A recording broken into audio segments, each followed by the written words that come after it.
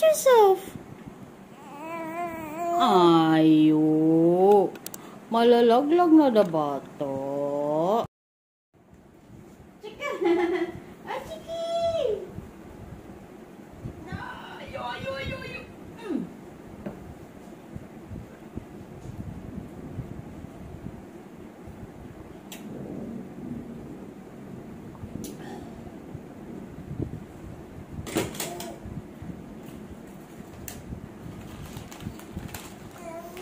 Oh, yes.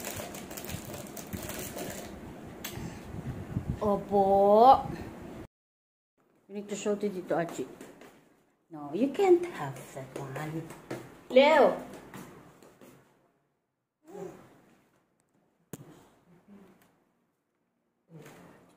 Sleeping. Guys, wala na nga pala yung Chinese student. Umuwi na siya sa China. So, ito bakante na. Yung small room. Pero, meron nang mag-renta.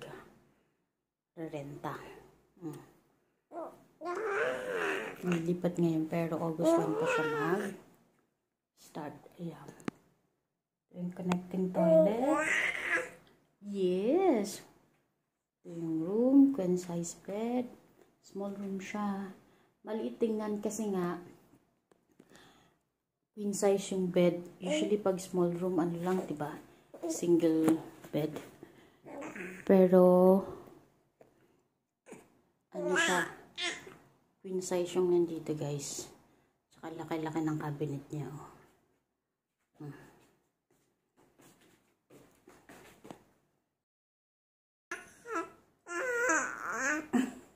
Ang ingay ng anak ko.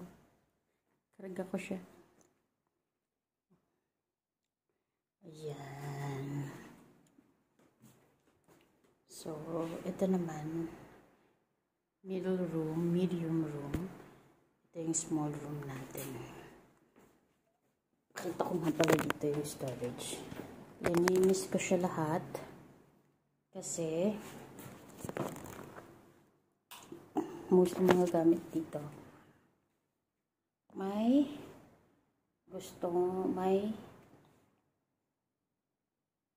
ayan, mga speaker lang yan. Tapos may ilang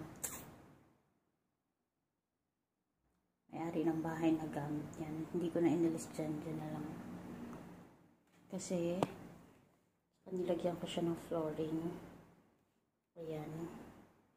Binilang ko rin ng maliit na fan. Tapos yung stand. Ito, aalisin ko yan, guys. May maglilipat dyan na isang lalaki. Okay din daw sa kanya. Maliit naman kasing tao. Kasi guys, ganito yan. Yung umalis dito, yung nag-share dito, gusto magsarili na yung isang lalaki. Sana.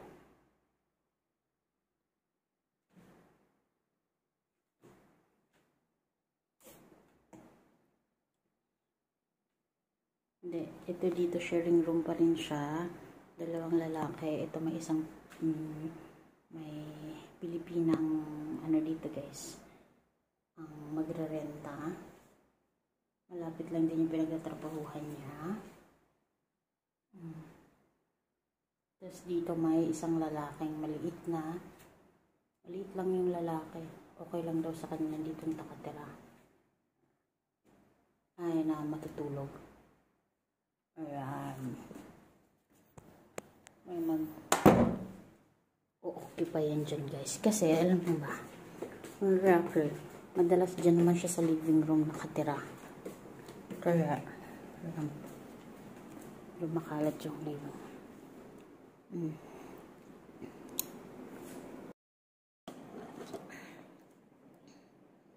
Yan, guys. Nakabantay siya dyan sa anak niya natutulog. Tapos nilang pakainin. Ako naman, tapos na ako mag-sampay, tsaka mag-linis. Tulog pa yung kasamahan namin. Ayan.